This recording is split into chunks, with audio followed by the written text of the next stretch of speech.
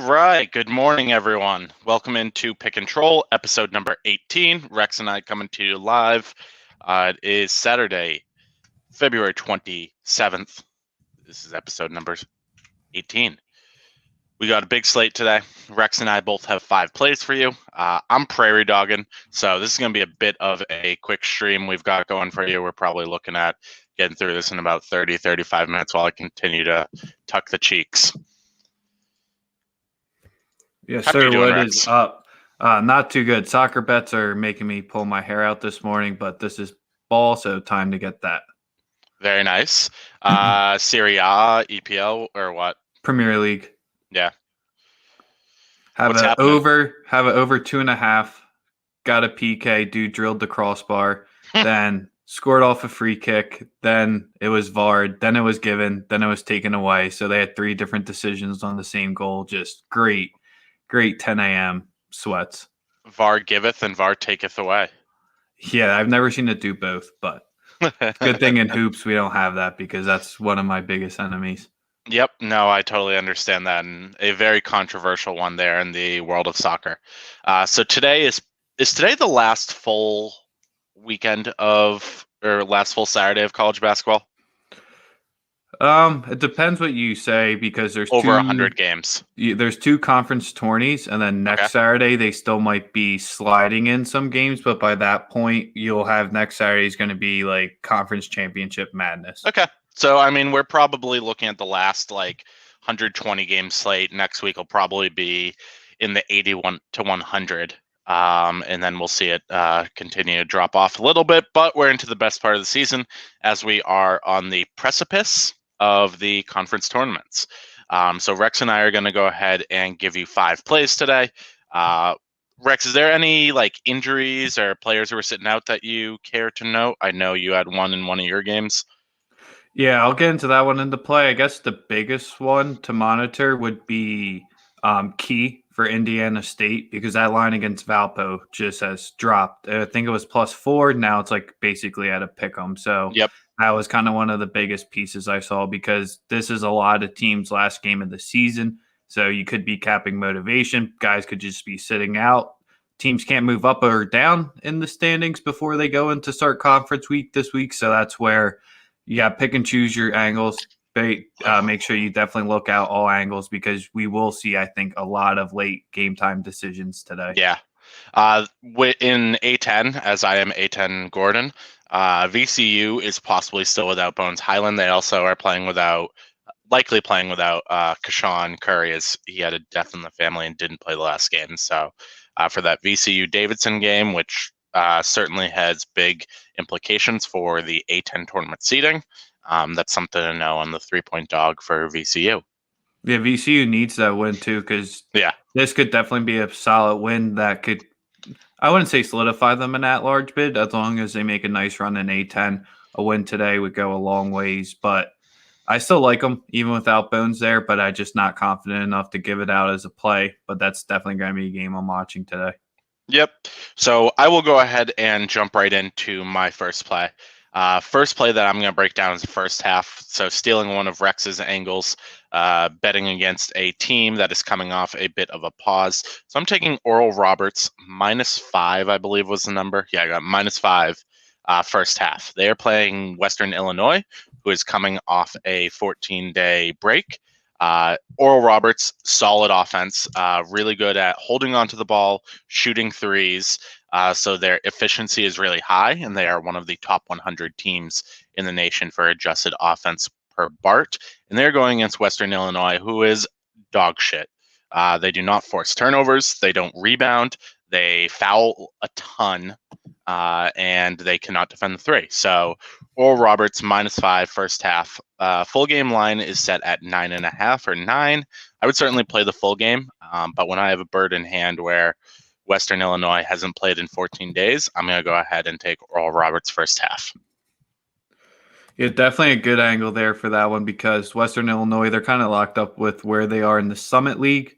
Oral Roberts, I think depending on how the UMKC game goes, I'm not too sure of the tiebreakers there. Sorry, all you Summit League big fans, but just to give the motivation angles on this one, Western Illinois, they're kind of locked in where they're at as the bottom third team in there. Oral Roberts and UMKC could potentially flip depending on tiebreakers and how it goes. But you're backing the best offense in the Summit, which is crazy to say with the Jackrabbits there. Yeah, and actually, so UMKC plays South Dakota State today, and they're like, I don't know, 12-point dog, a really large number. And I was looking for a case to say to back UMKC, but there's really nothing that supports trying to back them. So I am taking Oral Roberts. Truly wasn't considering the conference tourney ramifications, just playing based off the angle of a team coming off a pause. What's your first play? Definitely like that one coming off a pause. So I'm jumping into the Big 12 here, and both of these teams have 4 games left, and they play next Sunday, still regular season game. So that just furthers the point that this is probably the last big Saturday. And this one is solely because it's a noon tip. I'm going to be watching it. So this is why I'm taking the 3.5 with Texas here. Confidence level, I like to play on Texas. I like the angle, but when you go down, these teams aren't spitting images of each other. Their offense and defense efficiency split, but this is still last time I went against Texas Tech, it was with Kansas. Sure, Texas's defense probably is on the same level there, but as long as you stop McClung and don't let him be extremely creative, that's exactly where they like it. Let Terrence Shannon Jr., who I'm a huge fan of, let him be the guy that beats you outright. Prior in the season, they met. It was a 2-point win for Texas Tech, where I'm pretty sure Texas led for 39 minutes of that game and blew it down in the end. So, yeah, Texas, they got that nice win over Kansas midweek. So let's hopefully we keep stacking them. And I had 3.5 in a true rivalry game. I think it's closer to a pick 'em here. I'm just going to ride the Longhorns, even though they are on the road. Yeah, and I mean, Longhorns, they did have a bit of a slide in early February where they dropped like 3 or 4 straight. However, they are back on the come up at this point. So I certainly like that angle there. Both teams very recently played Kansas, with Texas State losing to Kansas and Texas beating Kansas, I think. Yes, yeah, Texas beat Kansas just earlier this week in OT. So nice angle there. 1.2 model edge. So nice. Not the biggest angle, but still 1.2. Yeah, I mean, we do. You're riding the hotter team, and you laid out players that you think are going to be able to create mismatches for that Texas Tech defense, which historically has played very well. Goose wants to know if we have a hungry dog, so we'll think on that. Jordan will jump on to his next play. Possibly. So Jordan, you cap your next play. I'll think of my hungry dog. Then when I cap the next one, you solidify your hungry dog, and then we'll give it then. I mean, I'm actually just going to go right into my hungry dog now. Sorry. It's the only dog I truly have on my card. I have LSU plus 5.5. And I am willing to gamble with this LSU defense against an Arkansas team. Arkansas has been more consistent as of late. Arkansas is inside the top 25 for the Haslametrics and Bart Torvik, and LSU sitting just outside that number. LSU, extremely high-powered offense, but in order to pull this out as a dog, they're going to need to rebound the fucking ball. I don't understand how a team like LSU struggles to rebound. It's not like they're terribly undersized. They certainly have a lot of athleticism, but it seems like they just don't secure those defensive rebounds. What's strange is that they do capture a large percentage of offensive rebounds, just as Arkansas does. So if there's an angle to be weary of in this game, it would be LSU's rebounding. But LSU at plus 5.5, if I had a bit of a larger model edge on this game, I was looking at taking them on the money line. It's around plus 200 right now, but where it was, I think the game was at 6 and it's down to 5.5. So I locked in at 5.5. Mm-hmm. If our projection was LSU plus 3.5, I would take it if I were getting about a 2-point model edge, but because it's only a 1-point model edge, I wasn't totally confident in taking that hungry dog. So Jordan, it happened well for us last time. In this game, I love the points. You like the dog here. I know it's sitting at 163, so I'm not locking in any change behind that. But I love the points here in this one because if LSU does pull this out, they're not grinding out a 70 to 65 win. Maybe they will. Maybe it'll just be the first time of the season they grind out a low scoring game against a top offense in the SEC. But that's where if LSU does pull this one out, it's going to be right near that total. Yeah, it's going to be a high score. In order for LSU to win, it's going to be a high-scoring game. If this is a low-scoring game where Arkansas is able to control the tempo of the game, control the game state, and force a lower-scoring game, grind it out, I think that LSU will be able to cover, but I think that them as a realistic dog to win outright is not nearly as great as if this gets up into the high 150s, 160s, and they're both going back and forth. I think that LSU has the firepower to pull it out. All right, so I'm on 3 dogs today. So Texas is the first one I gave out. I would definitely back them. Just scroll back once we're finished if you want to hear that. I'm on 2 more, so I'll tease those a little bit. Not on my card, but the biggest spread of an underdog I would take today would be the pasta dish. LaSalle is 7-point dogs to George Mason. Maybe I didn't dig down deep enough, and maybe that Brickus or Ray, maybe Kenny's out, one of those guys out. That could potentially be the reason why. But 7 points where LaSalle's higher in the A10. LaSalle does have some standing implications here. George Mason has 2 A10 or no, Mason's up more with 7. They're 7 and 6. That's just where we've seen LaSalle catch SLU. Yes, it was off the layoff. Just 7.5 for an A10 league where we just think after the top 4, it's kind of a mush, and then you get the Fordham and St. Joe's at the bottom. So anyone in that middle part can really take anyone out. So biggest one I had to say I'd be backing the pasta dish. Honestly, I might go ahead and lock that one in. LaSalle's not missing any players. I just looked it up on my screen while you were talking. But you don't have a play on this game, do you? No, I don't. I didn't get a chance to fully dive into it because most of my games are on some pretty higher teams. Joey B hit us up with a question. We'll get to that one after we cap 2 more plays because I got 4 left. Jordan's got 3 left. This one, sorry for not tweeting out earlier. It's a point and a half stale. I would still like this play with Tennessee Auburn. I got it under 143.5 at -10. I bought into this number that Sharif Cooper's out. Powell is still going to be out, or Cooper was expected to be out, wasn't confirmed. Cooper, Powell's out. So that's where Tennessee, they're 7-3. Or no, Tennessee's 1-6 to the under as away favorites so I like that angle there. Is Auburn that a system play? Yes, very much system. I loaded that up in team rankings and I counted them through my head. And then the next one this is where I really got the team rankings high level data scraped down, where Auburn, they are 7-3 to the under when the total is listed under -1 or under 150. Huh. Tennessee plays at one of the much slower paces. Auburn, they're kind of just they're probably the hottest flash in the pan team this whole season. That's once Cooper came back. Other than that, I won't say they've been dreadful, but the last 3 or 4 games have been pretty bad. I'm just going to take an under here where this is the one I have the most confidence in my 2 noon plays. So under 143.5 at -110. All right. If we're talking totals, I might as well go ahead and jump into my totals here. I have a Georgetown DePaul under 144. These are 2 teams that both like to play defense, and neither of them like to score. If you were to give a quick scroll through DePaul's season on the year, unless they're playing St. John's, their games don't break 140. It's very, very rare to see them do better than that. When they played Seton Hall, there was 110 points in the game. When they played Providence, there was 105 points in the game. Butler, 130. Creighton, 140. So when I loaded this play, I grabbed Georgetown DePaul under 144.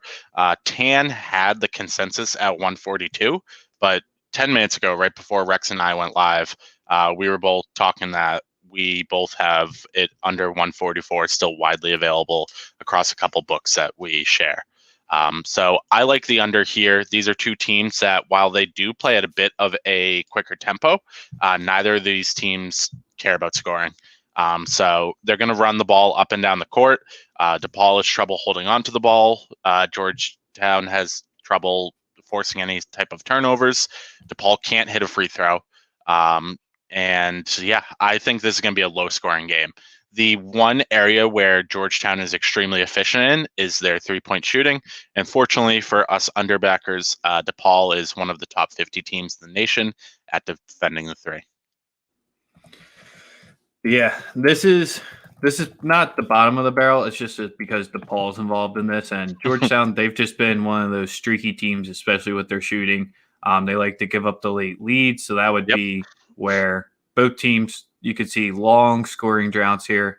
Neither of them are efficient on offense. Defenses will rank better in this game. So strange you see it all the way up at minus 144, but I think that's because both teams do like to move it a little bit. I mean, honestly, are they factoring in the very high probability this game goes into overtime? The edge on this from our projections to the line is 7 points. I think that's the largest total edge that I've seen in one of our games in recent memory. And looking, I mean, it's a coin flip game. I think it's down to 2 points or 1.5 points. So overtime is certainly not out of play here, and that's one thing that concerns me. But if they're able to keep this game to a 40-minute game, I don't see how this breaks 144. Nice. So going to Mountain West Rex time. Here we go with Boise State versus San Diego State, and going to take the Broncos plus 6.5, minus 105. And man, if you stayed up Thursday night for this game, I was talking to Jordan about it. Boise 6 went to die in overtime. Pretty rough run there. So jumping back on the bandwagon. I mean, I didn't play that one on Thursday, so that's why I have like no ill will or no like fear about playing it, because that exact scenario can happen again. A lot at stake in the Mountain West Conference here with San Diego State, Colorado State, and Boise State, all like neck and neck for that one spot. So here, it's the biggest coin flip game. I'm just hoping that Boise splits due to what we've seen in these games. Derek Alston Jr., he was the only guy that really got cooking from him in the last one. When you look at the teams, they stack up almost exactly well, except for San Diego State. 2-point defense is unreal, and that's where Boise loves to thrive. Boise, great 3-point defense. That's where San Diego State likes to get much of their points. So you got strengths on strengths there. San Diego State, you saw they tried to slow it down. Boise likes to move it a little bit more. It's just going to be a quality game at 4 p.m. So it's like a 1 or 2 p.m. tip out there. I don't know. This is another one where I'm going to be watching it. So I'm taking the 6.5 dog here. Yeah, absolutely. And considering this game did go down to the wire, forced in overtime just 2 to 3 days ago, I think that this is a good angle to take. Back the dog. Certainly wouldn't be laying the points here. And yeah, I like your angle on it. The model loves to lay the points here, though. Yeah, I saw that. Found that to be interesting. It's San Diego State. They still got the respect. They've almost had an edge on them every game, even when it's considerable. And I mean, Boise's the top 50 team on offense and defense. San Diego State is just a top 15 team on defense. So that's kind of where you get the big skew in. Yep. So in terms of the Mountain West and the implications that this game has, if San Diego State drops this game, Colorado State will move into the 1 seed for the tournament. Colorado State's going up against Air Force, and I really was looking hard at the Colorado State Air Force first half, but the total's 62.5. And as bad as Air Force may be, Colorado State's ability to hit those threes really scared me off that game. So just to give a little context to the Mountain West implications there. I know you're Mountain West Rex, so you obviously knew every word I just said. But for the rest of our viewers who aren't quite as tied into the Fort Collins-based conference, they might have just learned a little something. Yeah, and it is neutral site in Vegas, so there's no home court advantage. Yep. So Joey B hit us in with our question. Managing editor at the breakdown. UNC versus Florida State. This is a game where I saw the line, instantly thought Florida State. Then you remember MJ Walker's a game time decision, Yep. could be out, hasn't played in the last one. UNC, after dropping it to Marquette, that was a very weird scheduling game. They should have never done that, but I'm glad that they did give us a fun non-con game towards the end of the season. The contrarian and the person who loves backing dogs would say play just the money line here. Don't lay the +3 in this game. Just go take the outright money line. Florida State is not nearly the same exact team at home. UNC, like Joey B alluded to, fighting for the lies, desperate team. They can match up size-wise, which not many teams in the ACC can do. But Florida State, if Walker's playing, the guard play will just be too much for UNC, and that's what would ultimately, I think, finish it off. Yeah, I mean, I think the UNC center is about as tall as Florida State's point guard, so that looks good in terms of the height matchup there. So I agree. They can certainly match up in terms of height. But yeah, guard play for UNC is going to be a big thing here. I think they actually have 2 game time decisions, MJ Walker and another player. Let me see if I can quickly pull that up. I thought there were 2. Yeah, there definitely is, but I just know MJ is the biggest factor. Malik Osborne. He went out in the last game, so not clearly as important to the game and to the team as MJ Walker is, but still something to know as he plays about 15 to 20 minutes a game. So he's an important piece to that Florida State team. All right, final 2 plays. Let's round these out real quick. All right, so my next play that I'm going to go into, this was a game that you had texted me about first thing this morning when we saw this line. I'm taking TCU +1.5 on the road at Iowa State. So going up to Ames, Iowa, and playing the Cyclones there. These are 2 teams that are sitting in the absolute gutter basement, homeless in the Big 12, but TCU is the better team. Iowa State has approximately 0 wins in conference, and I say approximately as a joke because they actually do have 0 wins. There aren't too many things that are going to separate this matchup. It's just that Iowa State cannot hold on to the ball and they can't rebound. So TCU being able to get 1.5 here, I guess technically this could be a hungry dog. You can probably get them at +115, +120. But I like TCU here. They're the better team. They're more talented. And in terms of the conference, they're the only team in this game that has anything to play for. Iowa State is going to be the last seed. There's no way they can possibly get out of that last seed, where TCU might be able to improve their chances depending upon how a few other teams in the middle of the field perform. Yeah, especially with 4 games left, TCU has a lot to make up. It's just, how the hell do you make Iowa State a favorite? That's where this is just one of those lines that reeks. I want nothing to do with it. I guess fishing. Maybe it's the last time that they played each other. TCU won by 3 at home.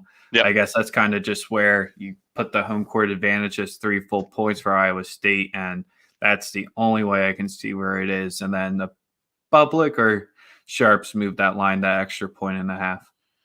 Did the game open at that number? At a pick. Oh, it opened at a pick. Okay. So yeah, I'm not totally sure who's out there supporting Iowa State. I'm not sure what they're seeing. When you asked me, why is this game a pick?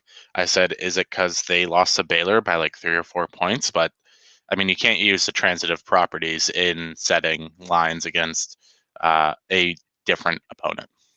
Yeah, that was a nice warm-up game for Baylor, too. So that's kind of where, coming off a break, Iowa State fell on their schedule. They're like, we'll just take it and grind out that close win. It is what it is. But yeah, that was 23.5 points. That's pretty funny if anyone laid it there with Baylor. So my next play, going back to the well, get my money back from last weekend, Pepperdine. Man, Jordan, your Waves are on a 3-game losing skid. Last game of the season for the before the WCC starts, and they're the smartest ones because they're using KenPom to help determine their bracket. Genius, especially in this type of season. And Pepperdine, they currently sit at 6-6. They were 6-3 before the skid, going up against the lowly San Diego here. And that's just where Pepperdine, if they want to, this is where I'm just banking on motivation, and trying to build anything for the conference tournament. Yep. Maybe the first half play here would be the smarter angle, just because they could 4.5 is. I mean, I still feel confident laying the 4.5 just because San Diego, I guess, has a decent defense, but their offense is just putrid, and that's just where Pepperdine, I think, just runs them out of the gym, gets that good motivating win right before conference play. And Pepperdine, I mean, it's where you look where San Diego relies to get points. They don't get to the free throw line. They're a bottom 50 team. 2-point field goal percentage, bottom 50 team. 3-point field goal percentage, that's where you can say they're a bottom 100 team there, but that's where Pepperdine has their best defenses on the three. Got burned last weekend because Pepperdine got beat up in the inside from the 2. So that's where, even though they do rank as a bottom 52-point defense, you got the weakness versus weakness going up. Just banking on the better team here. That probably should be a fast-paced game where San Diego most likely gets run out of the gym. Yeah, Pepperdine is the better team. They have the better players. They have probably the only player in this matchup who has any potential of having an NBA career, with Colby Ross, the point guard for Pepperdine, the all-time leading scorer, possibly in the WCC, definitely for Pepperdine. And yeah, you're just backing the better team here. You're taking an offense that can actually score, and they both play with tempo, but San Diego's form of tempo is running up the field, missing a shot, not getting the rebound, and then running back to the other end to try and defend. So hopefully Pepperdine here, as a fairly short favorite, is able to pull this one out for you. Yes, sir. So let's get into our last plays. My last play, my largest play of the day, and when I recap, I'll be sure to break out my staking for each of these games. I was surprised to see this game drop. I'm backing Army, so I'm taking West Point -4 at home versus BU. BU by no means has done anything of note this season. BU is one of the bottom teams in the Patriot, and Army sitting there right there in the middle. Army's defense is pretty efficient, especially when you consider this conference where defense is at a premium, but offense is at even more of a premium. So while BU has a fairly decent offense, I think that Army's going to have the physicality they need to secure those rebounds when BU inevitably misses. And Army's also a very disciplined team. They don't turn over the ball a lot, and they don't foul a ton. So I like Army here as a 4-point favorite, taking them at home, so I don't need to handicap how a team's going to perform wearing a mask, as BU still requiring both teams who play in Boston to wear masks. So I'm backing West Point here. Yeah, now you're going to dive down into the Patriot because, dude, when you look at it and if you load up the net, that's supposed to be the new groundbreaking best statistic. Colgate's 12th in the net. Really? They played Holy Cross 6 times. Yeah. That's like one way. That's where, yes, I do like the net. I like the way it's headed, but I know it's a weird season, but Colgate being the 12th team in the net, so that means they get a 4 seed. And so Colgate has played Holy Cross 6 times. They've also played BU 1-2. They've played BU 4 times. That's a good way to get that. We were talking about Vermont. BU's played 3 opponents this year. What is going on with the Patriot League? Dude, that's where Loyola and Navy, I think this is like their 7th time or 6th time playing each other this year. Oh my God! What? So they're truly playing in pods of the teams that are in the North and the Patriot. It's just only playing. Everyone's always in a break. Someone's always in a COVID break. Their schedule's getting updated week by week. It was a league that I tried to bet it once, and then we got the game postponed a few minutes before. So that's where the Patriot. I'm just staying off of it. Definitely going to be tuning into conference tourney time, but not going to be dabbling there. But always can support the troops and back Army. So last play of the game, Jordan almost made it the full season without backing this team. And it's finally happening. It's the late game. I know I'm going to regret watching it at 7 p.m. tonight. I got a +3, -110 on the Huskers. Oh, boy. You can hear the confidence in my voice here. Yeah. But Minnesota, they still haven't won on the road all season. They have not won on the road the entire year. Teddy Allen had a 41-point game 2 games ago. He put up 5 against Illinois in the last game without Io. Banton, he put up 6 the last game against Illinois. Or those were both against Illinois without Io. So that's where the Huskers, big bounce back game.